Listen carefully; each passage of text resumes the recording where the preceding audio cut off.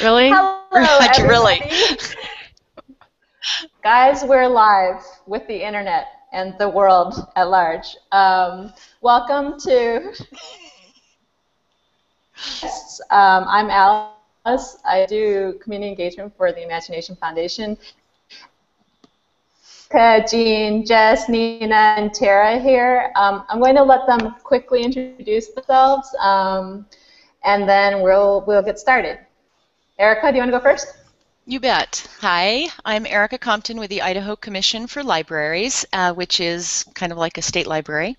And we, 2 years ago, implemented a project in Idaho to help implement makerspaces in public libraries. We are in our second year and have 11 libraries. None of them are big. Some of them don't have dedicated spaces yet, but they're doing some fabulous making and engaging people of all ages, and we're very excited about kind of the next steps to expand the project.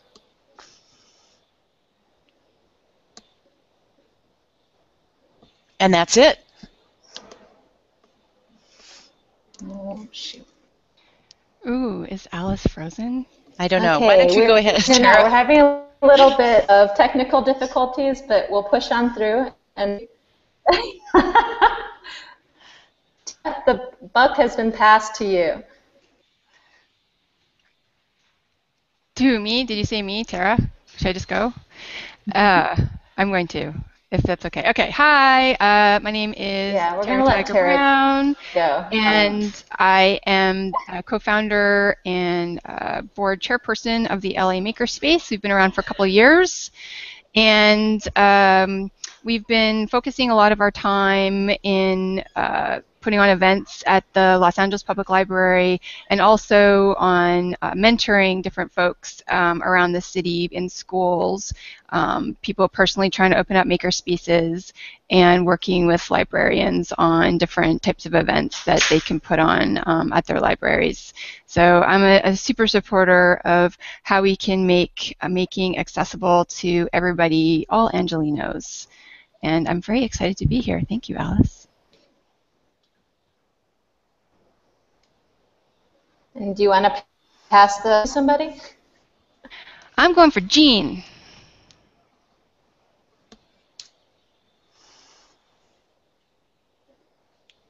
Okay, Jean, go! Hi, I'm Jean Kaneko. I am the founder and chief tinkerer at the Exploratory and Maker Guilds here in Los Angeles.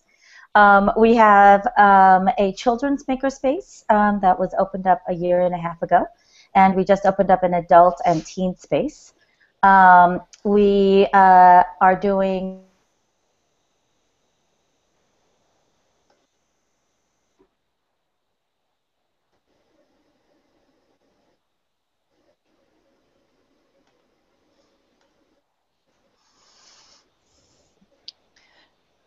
Okay, she froze. Sorry, I just keep cutting out. I don't know what's wrong with my Wi-Fi. We have lots of equipment, but Wi-Fi. Yeah, we're having trouble here. Okay, so we do after-school programs all over LA. Like I said, we're doing the digital badge program through the Summer of Learning with Mozilla and MacArthur. We have camp right now, and that's why I've been running around. We have 2 sick campers in my office. We also just finished the Making and Tinkering Toolkit for Pearson, and we do lots of professional development for teachers, and we're looking at building some other products to help schools and libraries do more making in their own communities. All right, and last but not least, we got the Assemble girls. Hello, my name is Nina Barbuto, and I'm the founder and board president of Assemble. It's a startup nonprofit. We're a community space for arts and technology in Pittsburgh, and we actually founded it after I moved back to Pittsburgh from Los Angeles. I feel like ships in the night, guys. Founded in 2011. It's a nonprofit space. It's small. It's in a storefront.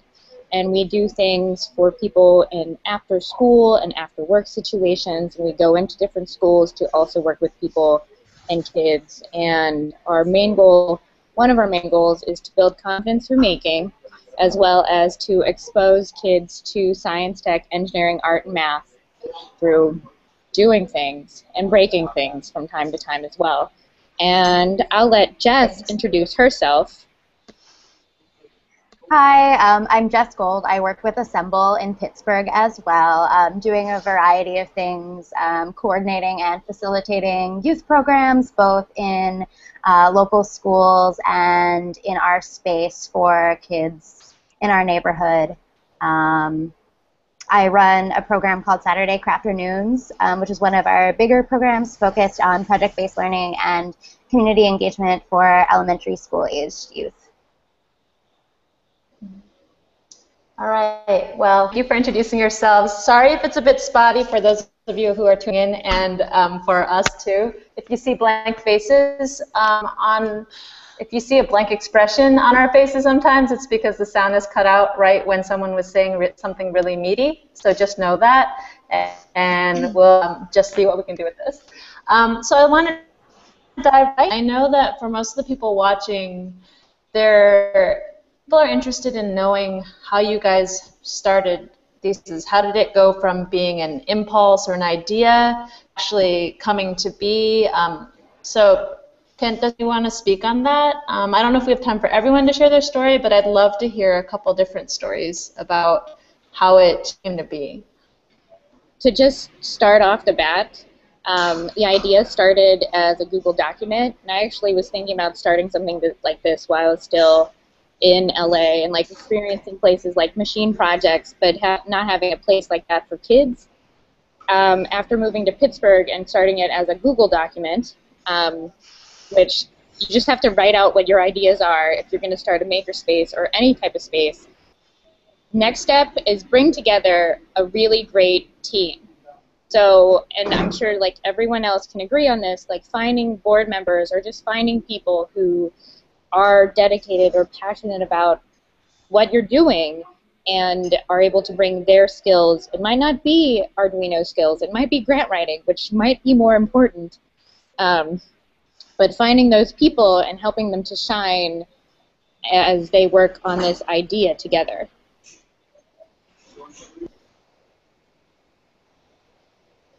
I can share a story. I started this 3 years ago, actually, as an after-school program for my son because I was so dissatisfied with his very expensive private progressive school in Santa Monica. And we opened the Makerspace because I ran out of space in my minivan. I was actually doing all the classes and just taking everything back and forth from my house via my minivan to different locations. And we became a Maker Core host site for Maker Education Initiative last year. And I thought, perhaps I needed a space to host these folks bigger than my house. So we actually opened up the Makerspace on a 3-month temporary lease that was just going to be for the summer. And come September, we had 35 computers that were donated to us by Disney, a whole bunch of other woodworking material equipment, and I just couldn't fit everything back into my house. So we actually did the exact opposite, and we started completely without a plan. And we had the space, and we had a bunch of equipment. And we've been tinkering with what a primarily children education makerspace looks like, particularly in Los Angeles. And so it's had different versions of it. So for us, the key has been keeping overhead really low, getting as much of our equipment donated as possible, having a really good training program for volunteers because facilitating for adults and facilitating for children are two very different skill sets. And then really coming up with different kinds of projects that work better for different age children, which has been an experiment as well. So I would say for us, it's been a more organic starting process.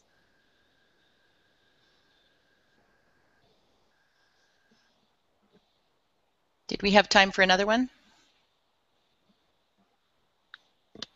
Oh, I think we may have lost Alice. I'm going to just jump in since we've lost her, because we did it, it's a little bit different since we're working from a state-down approach.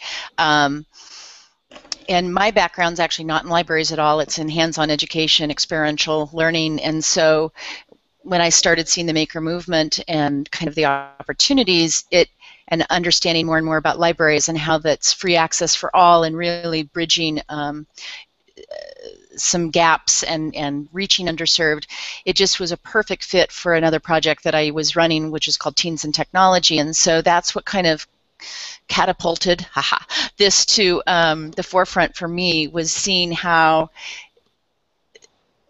we could really work in for any age. We started with tweens and teens, but providing the training, the materials, and the support and networking for a group of libraries kind of as a pilot last year with 5 of them, and just to see what would happen. But libraries seemed a really natural place, obviously, for makerspaces because they offer that free access.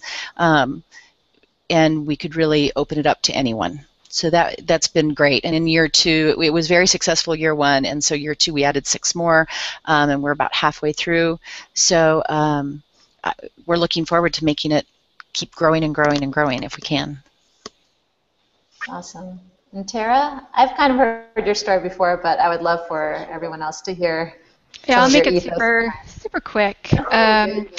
My husband, Sean Bunner, he started, I think, the first or one of the first hackerspaces in LA called Crash Space, and it's very not kid-friendly. And shortly after he started that, we had our son Ripley, and around that time, I started this like little private sort of women in tech group. We got together and geeked out on different things, and I started to think, well, you know, I don't want to do it. I didn't want to do it in my house anymore, and I also wanted a place for my son to go and tinker, and I didn't really know where to do that. So I wrote a blog post and I tweeted it and basically says, anybody else in LA want a kid-friendly hackerspace?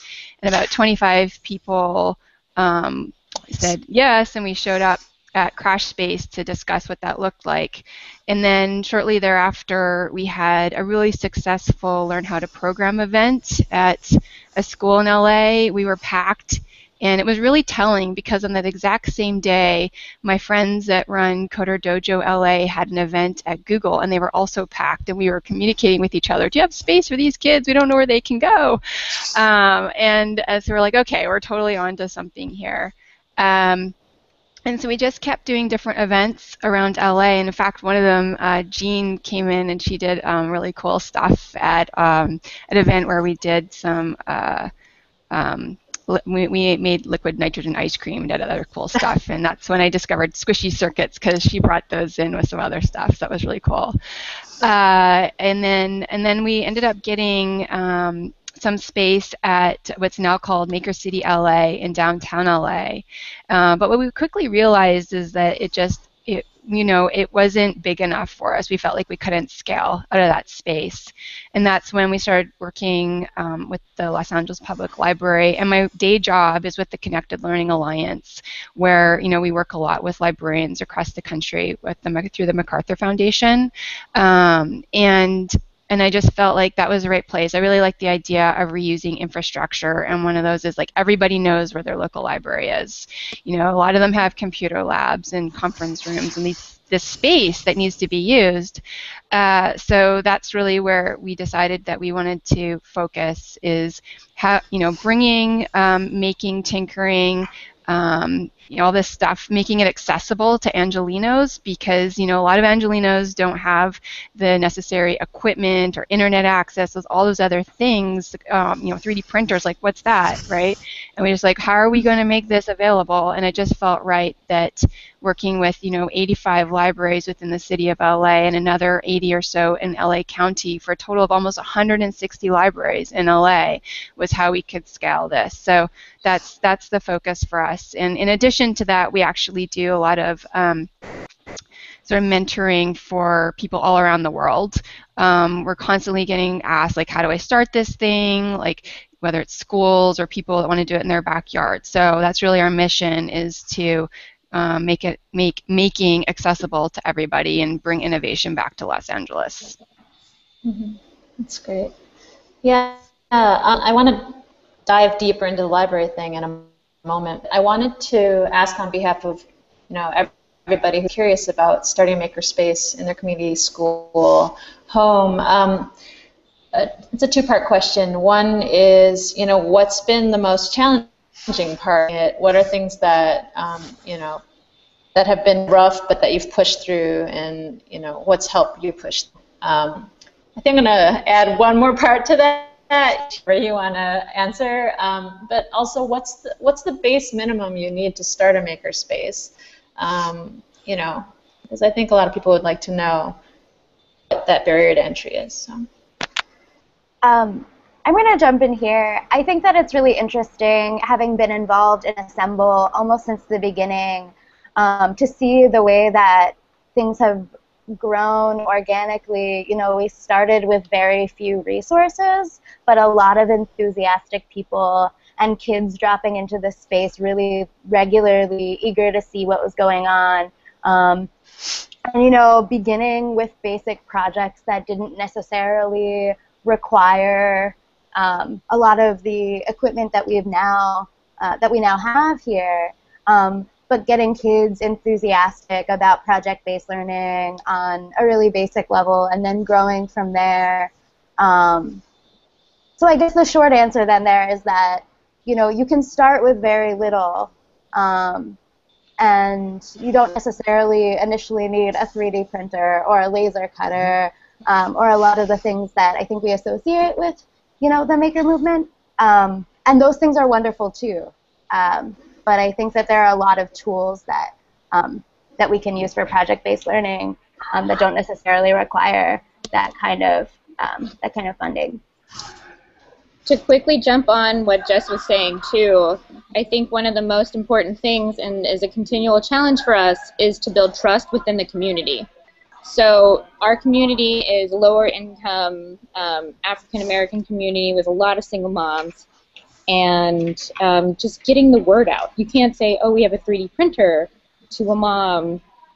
Is this going to help with my child's math scores? Probably down the line, but how do you translate that? And translating this information to the kids, but building that trust for them to come through our door and to stay there and to see this space as another third space or safe space has been it's been a continual challenge, but it's been one of the most rewarding, because the kids then take ownership of the space. Sometimes really take ownership of the space and never leave when you're really tired, but it's okay. Which is like, it's working, right? And other challenges is just like physical energy. How much time can you actually physically do? Yeah, I gotta agree. I didn't go home last night. I've been up for 48 hours. So we have these bean bags that we somehow end up sleeping in. But our challenge here has been a couple of things. One, because we are so open-ended, and we, failing and frustration tolerance and all those 21st century mindset skills are such a big part of our programming. We have kids who come in with absolutely no ideas what they want to do, and we have kids who, every single one of them, want a remote control, and they want a helicopter they can build in 2 hours that they can ride home. And so some of the challenges there have been mentors, making sure that you have the right mentors, the right kind of engineer, the electrical, the mechanical, the chemical, all that to support those different ideas. And then also to support the families here, because it's in LA, well, where we are in Culver City in LA, I feel it's very different from, let's say, the Bay Area, where maybe there's more parents who are subscribers of Make Magazine and who go on Instructables regularly and, you know, who are on YouTube. A lot of our community has absolutely no idea about any kind of making. They don't come in with an idea of what they want to do. They come to us here for an idea. So that's been one of our biggest challenges as well. And I got to agree on the stamina thing, because it's such a, you know, we all do this because we're passionate about it and we love it, and then we forget that we're actually flesh and blood human beings that need sleep and all that other stuff. But it's definitely rewarding. Mm-hmm. Do you have ideas on how to, so we know that stamina and energy, it's a struggle, but what are ideas for sort of being able to maintain it and to make it sustainable? I would jump in because with libraries, it's pretty limited staff, very limited budgets. You know, we have 140 libraries in the entire state, so that puts a perspective for Tara with you. You know, you're working with 180 libraries just in Los Angeles, but so we have limited resources, and so we've really strived to push the concept of partnerships and accessing community experts and pulling in other people. You don't have to do it all yourself. And it's been wonderful. We've gotten some fabulous stories from really small rural areas where somebody heard about this, and they had literally somebody there who was totally into robotics that they didn't even know existed, and as soon as they started doing some of those programs, that person came out of the woodwork and is now, you know, actively engaged. So I think forming those partnerships and pulling people in as much as you can. Again, it's a little different in a library than maybe in a community makerspace in some ways, but I think that's still really critical, is to rely on those partnerships and build some collaborative relationships. Yeah, just to build on that, I think like one of the challenges that we have is that we have a ton of people that want to volunteer, and being that volunteer wrangler is incredibly difficult because, you know, it's a full-time job in itself, and then you need to know how to do that, train the training. And again, I'm going back to the librarians because I feel like they're really easy to work with, and they're very eager, you know, to be mentors, and they want to, you know, build new skill sets, etc.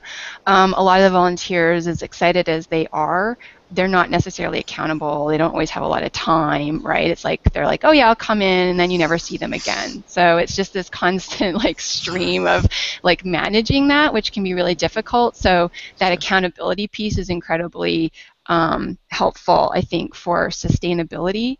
The other challenge for us is that our board is very much a working board, right? Like we started it where we all have, you know, day jobs, sometimes multiple day jobs, plus we're trying to do this. So we're trying to transition where we are more of a board and we have staff that are working. And that was not the model that we started with, right? Like we went in with the hackerspace idea of, you know, this is membership driven and the community is going to figure this out and it's just going to be this utopia. And like that is not at all how it ended up being, because when you're working with kids, there's this totally different expectation on the part of the parents in terms of, you know, how you're working with the kids and the programming and, you know, what are they getting out of it? What are the learning outcomes? Like they want to know all that stuff, right? And so, you know, in terms of like just the safety in your space and making sure you have people that, you know first aid and all that stuff is, you know, not what you'll find in a typical OG hackerspace, right? So that's the stuff that, you know, was a lot of learnings came out of that. And so again, like that's why I really like the idea of a library, because they know how to work with kids, right? Like I get stories of them telling me that parents will drop off their 8-year-olds and it's like, see you later. And that scares me. But at the same time, like they know they're really good mentors for us. and not being super experts other than if we have our own kids and how to work with kids. And also, I think the last thing I want to say is that we do have this policy around, like, if you're under 13, you have to have a parent or guardian with you unless it's a special circumstance like a camp. And that has worked out very well for us because the parents or that guardian, we have lots of uncles, aunts, grandparents that will come in. What that means is that they are more involved in what their kids are learning. And so by the time they go home and those kids want to continue working on those projects, then they can support that, right? And they can help in the resourcing and walking them through those things where they get stuck. And that's where I think that sharing the curriculum online for those folks that are going to continue working at home is really important. And then also for people who can't make it into the makerspace, they can still feel part of that community from their kitchen table. Mm-hmm. Mm-hmm. I can add on to that. So in our experience, it's sometimes parents have been the problem. Often, we have similar rules here, and many times the parents will come in and they'll be on their cell phone, and there's an expectation that even though they're standing physically in the same space with their children, that someone else is going to tell them exactly what to do. So that's been our issue, is creating a space where exploration.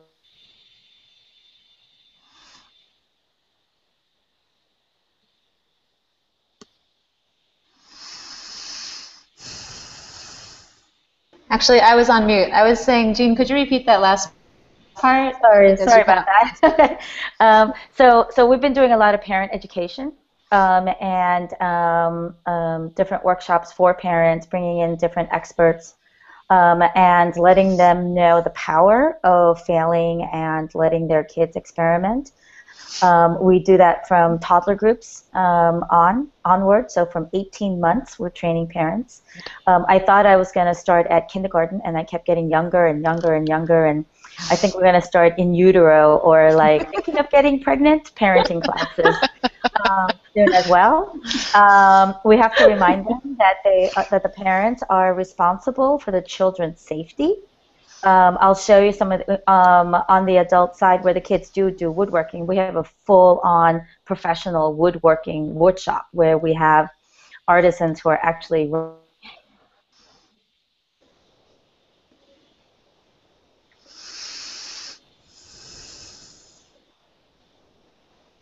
All right, I lost you for 1 second, but I heard artisans. Oh, Google Hangouts. We will conquer you at some point. Yeah, I mean, I would like to hear sort of what have been the things that have kept you going. I know that part of it is re-evaluating sort of what's working, what's not. But what's been your experience working in the space? What are some stories you can share where it really, I guess, helps people to understand what a makerspace can be and what it's been for you? Any experiences that have stood out? Yeah, I think that here at Assemble, we have so many kids that drop in regularly.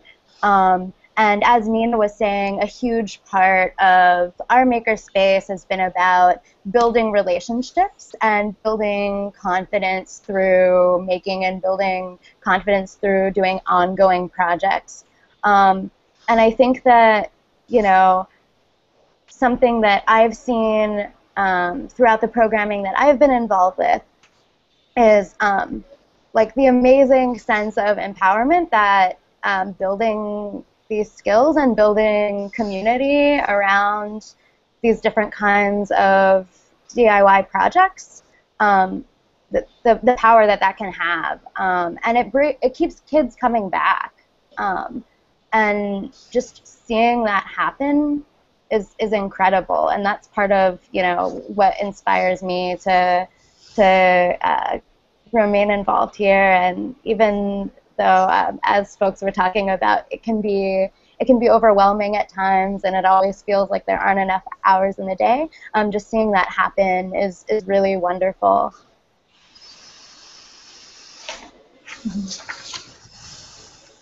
Erica, what have you observed sort of in the library setting, both with staff and with kids?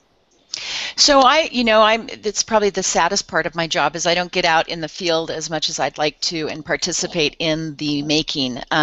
We do have several libraries just in the local area that I can go and participate occasionally. I did a staff training for one of the libraries in order to kind of get everybody involved. They did a Make It Day for their staff to make sure they understood what making was so that they were supporting it, and I taught soldering, so that was really fun.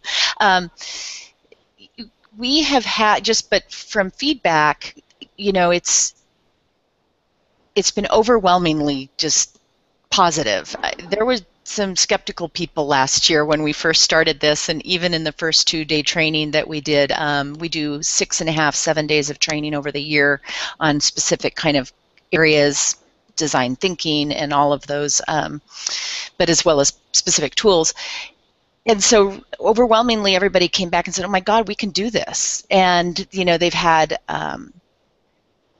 really robust response from the community, and they, again, we kind of started with tweens and teens, partly because that's where the funding came from originally, was LSTA funding for that project that I run, but it quickly opened up, and we have kind of another project that I oversee, which is for pre-K STEM, and so we're really looking at ways that we can bring in the young makers, and so we'll be doing actually a pre-conference in October at the annual Idaho Library Association conference about making for all ages. So I just think that what's really resonated is that every library has had varying challenges.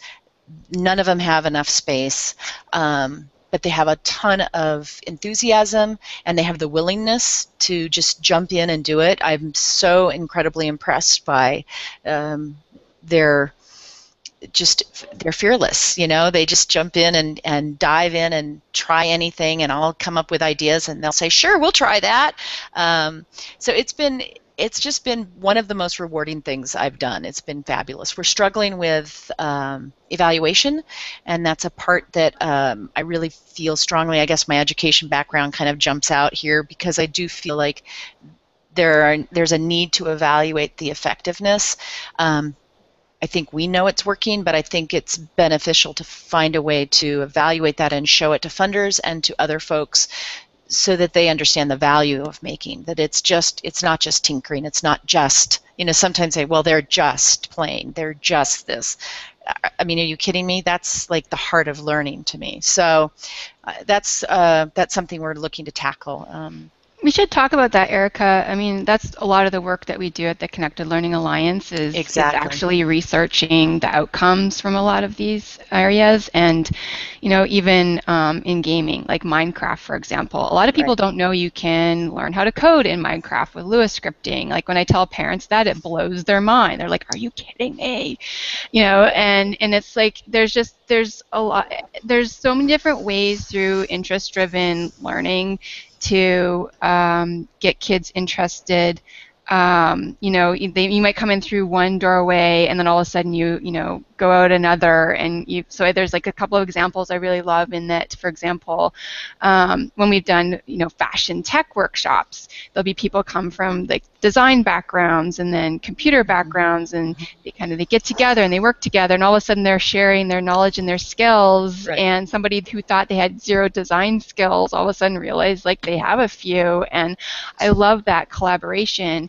And these people that come in, they're just designers, all of a sudden they're learning how to program, and they just thought that was not something that they could do, because I feel like a lot of the times in this, when you're in school, you feel like you have to get your computer science degree in order to be a programmer, right? Or you have to go to design school to design, and it's like you're in these like little like silos around stuff. And I just think like making allows you to cross boundaries and provide different ways for you to learn. And I just think for me, that's the super exciting part about making, is it letting people explore different areas, and that peer mentorship that happens all the time, right? Like not the top-down teaching model, but really this like group mentoring collaboration that I think is super, super important. Absolutely, yeah. Yeah, I'll let others jump in. I have so much, yeah, there's so much to Can say you guys, about that. can you guys hear me? Yeah, does anybody have anything to add to the sort of, can we hear who? Jean? Wait, who was speaking just a second ago? Okay, I'm going to assume we can all hear each other. But on the evaluation piece, Jean or Jess or Nina, how do you deal with that part at your spaces and with your communities?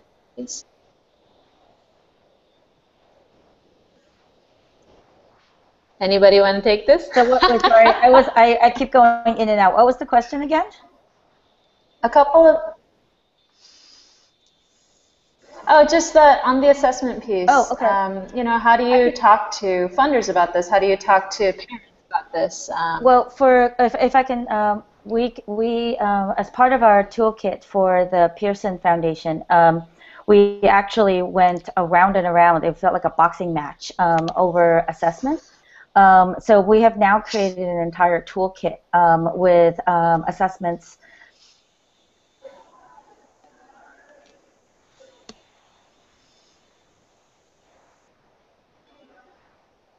Jean, you're on mute all of a sudden.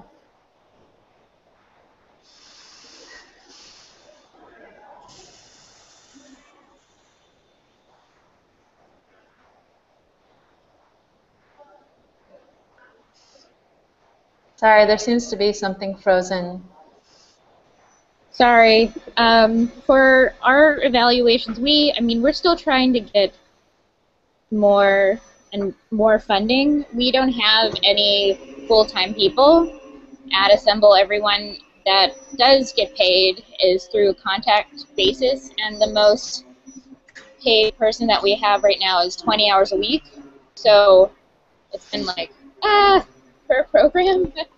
And a lot similar to the LA Hackerspace, a lot of working board, dedicated volunteer time.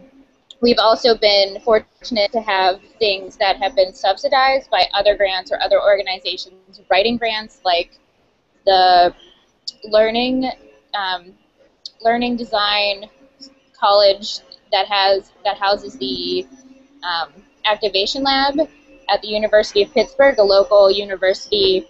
They have been able to afford us a design fellow that helped us to design evaluation forms and other things throughout the year.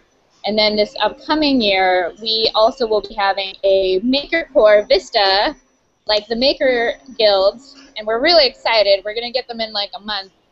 And they're going to also help us with like development and volunteer management, and having them full time is just mind blowing.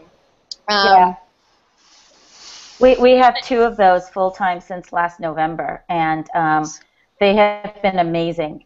So we have 5 Maker Core members that are being paid for the summer through Cognizant, and then 2 of the AmeriCorps Vista members who are full-time for the next 3 years.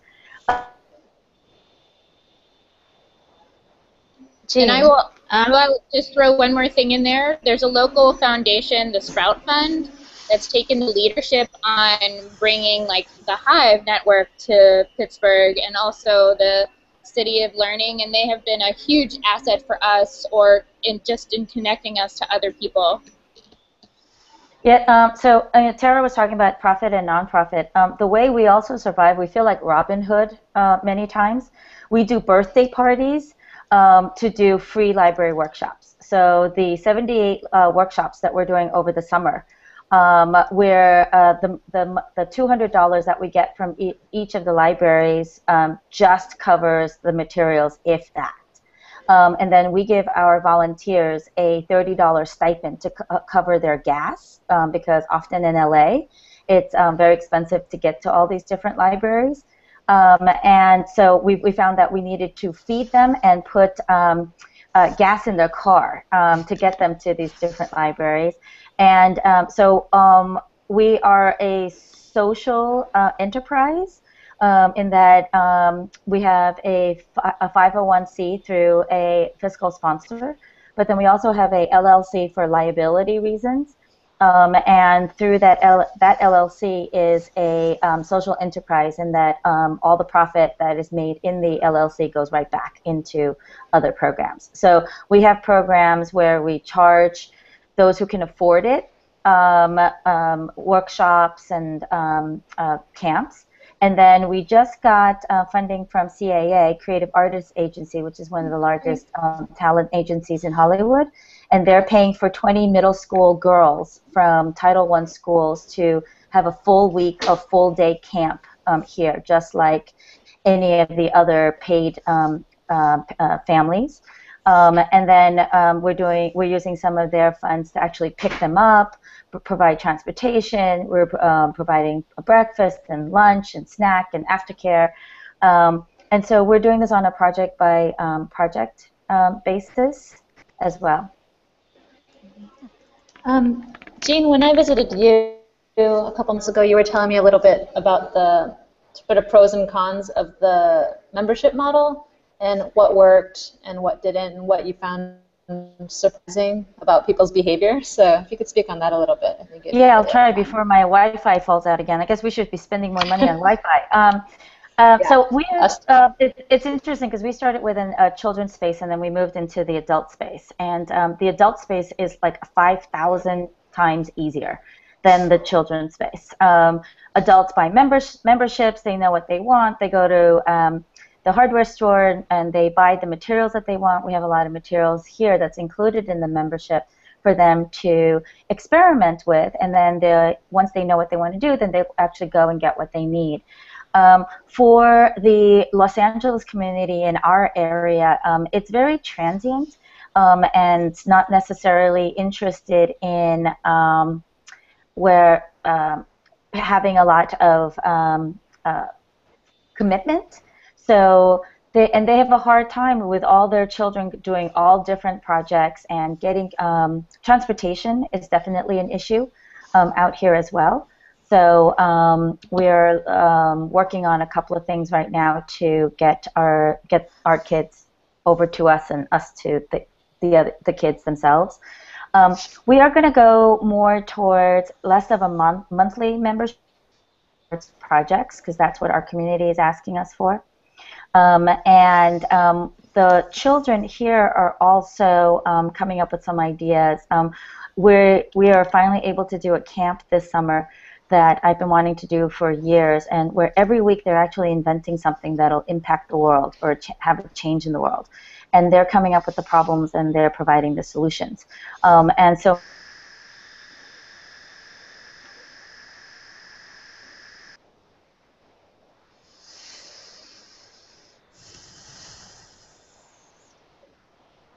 for our programming. So it's an interesting way to do to involve your community as well. So we're still working on the membership model. We have not found a membership model that is consistent. So we pay for our overhead, and we have 3 full-time paid employees. We pay for them through a combination of paid after-school programs, birthday parties, corporate training, professional development. It's sort of, piecemeal, and we just do what we can to keep the doors open. We have some future plans that will hopefully stabilize that and make it more sustainable. But to get it started, that has been a big foundation of why we still exist. Tara, I know that you said volunteer wrangling was quite a thing, and that the libraries are sort of a place that you're looking to alleviate some of the pains of that. But what else are you experimenting with in this next phase of your makerspace? Well, I think it's really around programming. We were doing a lot of one-off workshops, meaning, this weekend we'll do 3D modeling, 3D printing, and next weekend, we'll do robotics or whatever. And so, we know that providing series of workshops makes a lot of sense. And then also it's a way to keep people coming back, and then you can actually see, progression in their skills as they move along. And I think it also just, when the same kids or adults, just to clarify, we're for all ages, we tend to get more of the kids coming through. When they see each other on a more ongoing basis, that's really what I think is the basis for community, right? In those relationships that get built. So I really believe that having those series of workshops is really important. When we had our makerspace in downtown, the one thing I think we did not do very well was provide this concept of just hanging out, right? I mean, one of the my colleagues is Mimi Ito, and she was the lead writer on a book called Hanging Out, Messing Around, Geeking Out, which is used by a lot of libraries in how they're thinking about their spaces like UMedia in Chicago, et cetera. And so it's really true. Like what would happen is we'd have people coming into the makerspace, and they'd be there to work on their project or take a class, and then they would leave. There was not a lot of hanging out, and I think that providing that space to be there and just check out what's going on and have a conversation, eat your snacks, have a coffee, whether it's a parent that's there because their kid's taking a class or just somebody that's unsure and they just want to scope the scene out for a while, is incredibly important, right? So I feel like that's the basis for just it being a destination for you and somewhere you want to be, as opposed to just like, I'm only going there as a one-off thing because I want to take this 3D printing class. And you see that again with a lot of the libraries that have like spaces to like reading spaces. You want to go there, it's quiet, you want to read your book. So it's that taking that concept into the actual makerspace too, I think is really important. So that's in the conceptual drawings we have for our new space, that was a very like huge aspect of what we're trying to incorporate. And the other thing too is curriculum. We think that should be open, available to everybody, and so we're working very hard on documenting a lot of the workshops that we put on and making that available. And then the other piece is video streaming a lot of the stuff that we're doing, because we always get asked, what's it like? What's a makerspace like? And if you're in a rural environment where you just don't have one available to you, just seeing like what is going on, what is this like, more than just like a few photos, I think makes that sort of more realistic to people. Anybody else want to throw down there? I'm taking a look at the Q&A just now. I was so engrossed in what you guys were saying. But there's been a request to hear a little bit more about how you actually program your days. As Tara mentioned, there are a lot of one-offs, but within a typical programming schedule, what does that look like? This is a question from Beth Cohen in Colorado. I can talk about our schedule. Our non-summer camp schedule, our makerspace is open for open make from Tuesdays to Sundays, 12 to 6 p.m. And over the summer, we're open from 4 to 6, Monday through Friday, and then 12 to 6 on Saturdays and Sundays. And it's literally open make. People just come in, and we used to have Nerdy Derby smack in the middle of our space. They will come and make a car. They'll hang out. They'll play. Just watch the 3D printer for like a half hour. I just wanted to, before I check out again, it's really interesting to notice about your local community, because like Tara, we're both in Los Angeles. We're probably 20, 30 miles from each other. And while she was saying that she experienced success in series of workshops, we have the exact opposite. We find that our families do not want or cannot commit to series of workshops. And so that's another challenge in and of itself. Interesting. Yeah, I think that's actually, what Jean's just touching on there. It's like really, you go into even like in LA, like she was saying, or, different cities between LA, Pittsburgh, neighborhoods within cities. The community really, dictates what it is that works and doesn't work, even from just like programmatically in the interests, et cetera. I mean, Jean and I, like, we sometimes will end up at the same events, but, her experience in her community, there's some similarities and a lot of differences. And it's just something to really consider. I think that's the good part about experimenting at the beginning, because it's a startup, right? In the startup world, you're doing your customer discovery. Who are your customers? What are they into? That kind of thing. And so you have to, I think, give yourself that space and not dictate at the beginning, and really just sort of figure out what's going to work and what's not going to. Over the course of a year, we looked back at the programming we did to do an analysis and figure out what was really successful and what wasn't, and then continue, working on those programs that drew the most audience and had the most involvement and continually had people showing up all the time. And I think that that's something it's really, and do that on a more frequent basis than annually, because there's going to be a lot of discovery in that. So I'm always encouraging people, especially if you're putting your events online, like, go back and do that analysis. And I think that also is something that funders really care about, right? Is how many programs, what were the programs, how many people showed up, what was successful, what wasn't.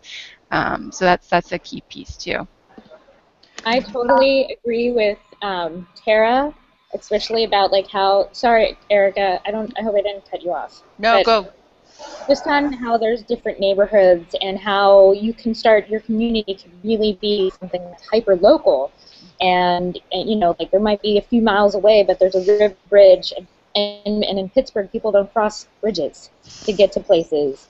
For example, we collaborate very often with the Make Shop at the Children's Museum, which is an excellent institution. And they do after-school programming with kids who go to school right across the street, and they can walk there. Unfortunately, the kids that we serve would have to take 2 separate buses to get to there. So and vice versa. So through working, and this could be something that also works for Maker Guild and LA Makerspace and other places, we got a grant together. And then we did similar programs in our 2 different spots, and then brought the kids together to have one culminating show, so that they can start to meet each other, even though they might never ever meet each other otherwise, because they would probably go to different high schools, different middle schools, and they still have that similar interest of making stuff. So that cross-city, or that like trans, or like the making rhizome, I think has some potential in any city. Not in the your specific area, but still focused on that hyper local. I was just going to jump in and say we again did it a little differently because of the way it was structured. But so I decided what tools they were going to get at the beginning, and we trained over that over the year. But in the second year,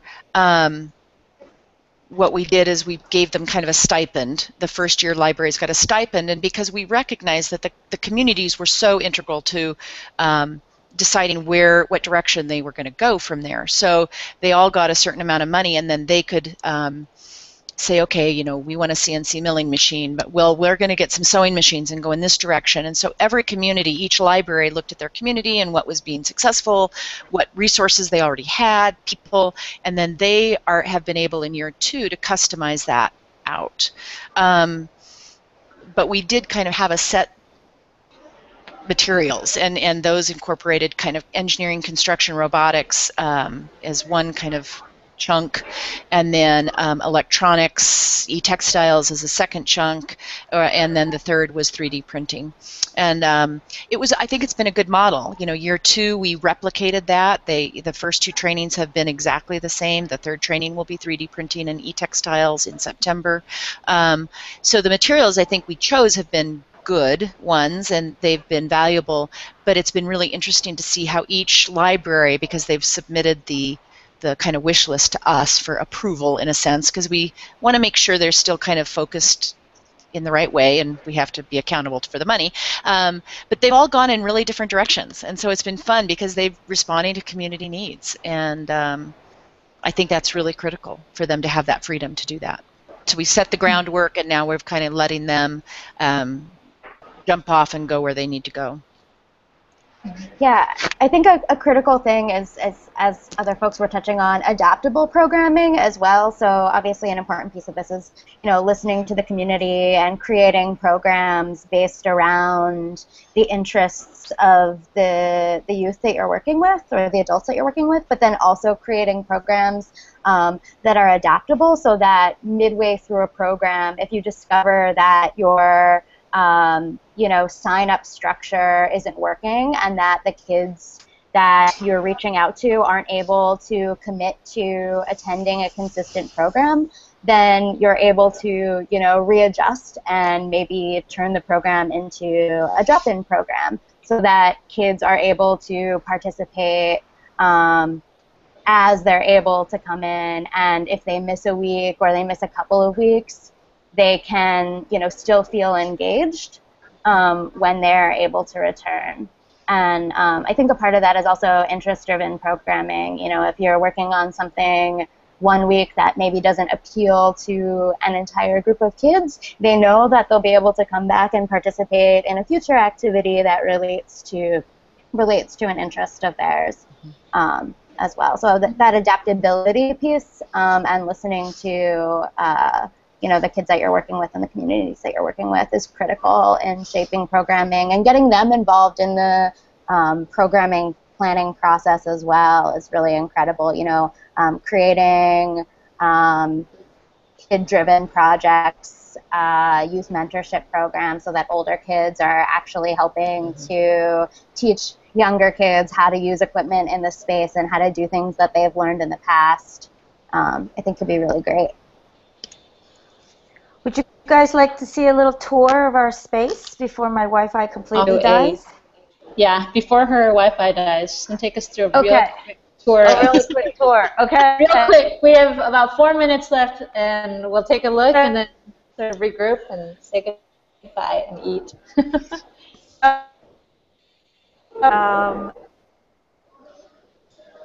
Oh, did she? Is this going to work? I don't know, if the Wi-Fi is so spotty, it may not be able to handle this. May just be too much. Okay, there we go. So this is our adult space here, and you can see it here. We have a 3D scanning area. These are lockers for our members to keep their projects. On this side, we have our small laser cutter, and then we're getting an 80-watt that's actually stuck in Long Beach right now. If anyone has any connections with customs, let me know. Here are more cubbies for our members so that they can keep their work. We have a ton of materials, all different kinds of materials here. This is all this woodworking equipment was donated to us by a retired veteran who wanted his equipment to be used. So we have band saws, table saws. This is Aaron. Say hi to the people, Aaron. Hello, everybody. Our kids are at lunch right now. You'll see them soon. Are you guys still live? Okay, so more band saws, chop saws. We're redoing a boat. We've got the community who comes, and they just can drop in and basically refinish this boat that we're going to be launching off of Marina Del Rey. All the kids are making different transportation vehicles this week. So this is their workspace, the older kids. And then we go out here to the alley. And if we go to the other side, this is what I do daily. I get lots of exercise. And then this is our younger kids area. So this is what working looks like for the little ones. They're doing more hand tools and small. This is our kids makerspace. And are you still there? Yep. So we've got everything from the woodworking for the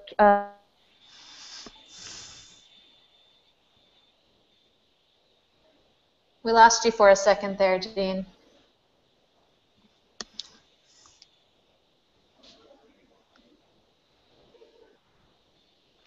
Jean? Jean, come back. Okay, there we go. All right. So this is our ongoing projects. Sorry about that. This is our ongoing project rack. It's really important that the kids be able to leave their projects and continue working on them. And we're trying to work against this sort of instant I'm done and I'm going to put it away. So we encourage them to have their own little box and they continue working. Like I said, here's the woodworking area. This is electronics. And then we have paper circuits. These are some of the projects that our campers are working on right now.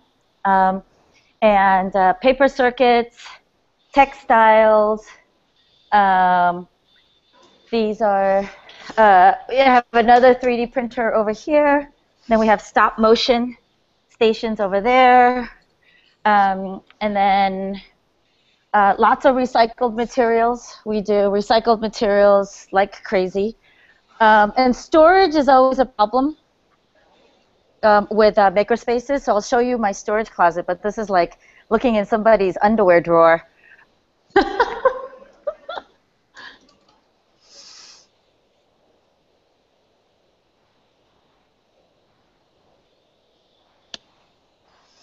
Jean, we lost you again.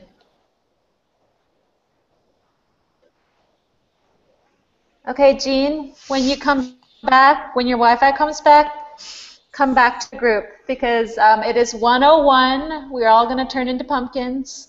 Oh, we dropped Jean. Hopefully she'll come back before we say goodbye. I just wanted to thank everybody who came and listened. I hope we covered some of your questions, and I wanted to thank all of you ladies for being part of this chat. And I'm so excited because I see a lot of conversations are going to continue, and I hope they do because there's just like a little bit too much experience and intelligence not to pool it and grow from it. Does anybody have anything they want to add?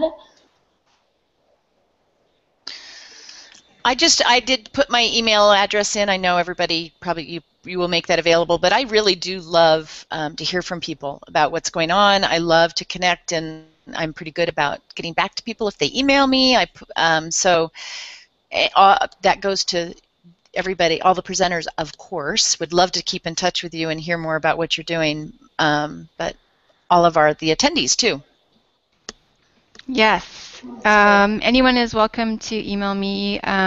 You can send to awesome@lamakerspace.com, and myself or one of the other folks on the team will definitely get back to you, or you can tweet us at LA Makerspace. And I just want to say, you don't have to have a makerspace in your community to make. You can just use the kitchen table.